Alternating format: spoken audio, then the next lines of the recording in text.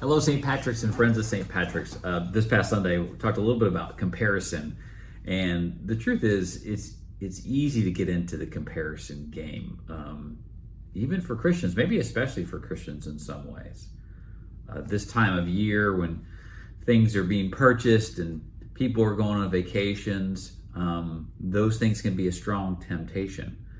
I was reading, though, a few days ago at the end of the Gospel of John, when Peter is reinstated in his relationship with Jesus. You know, those three times where he says, Simon, do you love me? And Simon Peter says several times, yes, I do. And each time Jesus says, feed my sheep. Well, when he reinstates him, Peter suddenly gets this prophecy from Jesus saying at the end of his life, when he gets old, that he would die a death that he doesn't want to die. Jesus was just giving him a warning that his life was meant to go that route. And he looks over at John, who's again one of Jesus's close disciples, and says, "What about him?" And Jesus says this remarkable thing to Peter that I think applies to all of us truly. He says this: "If it is my will that he remain until I come, what is that to you? You follow me." You see, the challenge for each one of us is to give up the comparison game and remember these words that Jesus shared with Simon Peter, that his main focus is not to worry about what God's life is for John, but just what God's life is for Peter. We all know those verses in Jeremiah 29 where it says, "For I know the plans I have for you, declares the Lord, plans not to harm you, but to prosper you." And those are comforting words because it points out that God does have plans for our lives.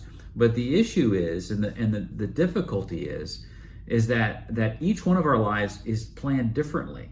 You know, the uniqueness of what God is drawing us into can be challenging and tempting to give up. And notice what Jesus says. He says, "You follow me." You see, when we get into the comparison game, or we have that temptation, it can actually distract us from what we're supposed to be doing, which is following after Christ. It can actually affect our faith and our walk in faith. So I just want to encourage you that where the Lord is taking you, it is plans to make you better, to prosper you. Maybe not in the way that you'd think, especially in our Western society of always up and to the right, so to speak.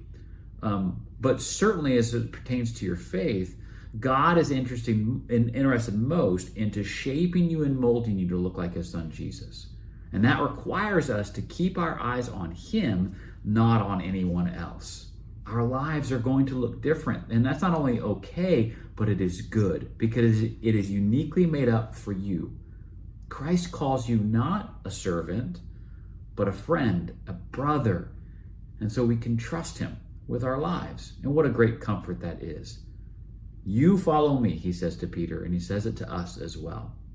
Listen, this week is Thanksgiving and all the holidays that bring up so much goodness and joy, and I hope it is for you. Even if there's some sadness mingled with lost loved ones or difficult relationships, that I hope what is bigger than all of it is the great joy the Lord has for you and that he places in your life. We're praying for you guys as a staff and as a church, and I appreciate you and love you. And one of the things that I am going to be constantly reminded of over the next few weeks is how thankful I am for you guys and St. Patrick's. God bless you, and I hope you have a wonderful Thanksgiving.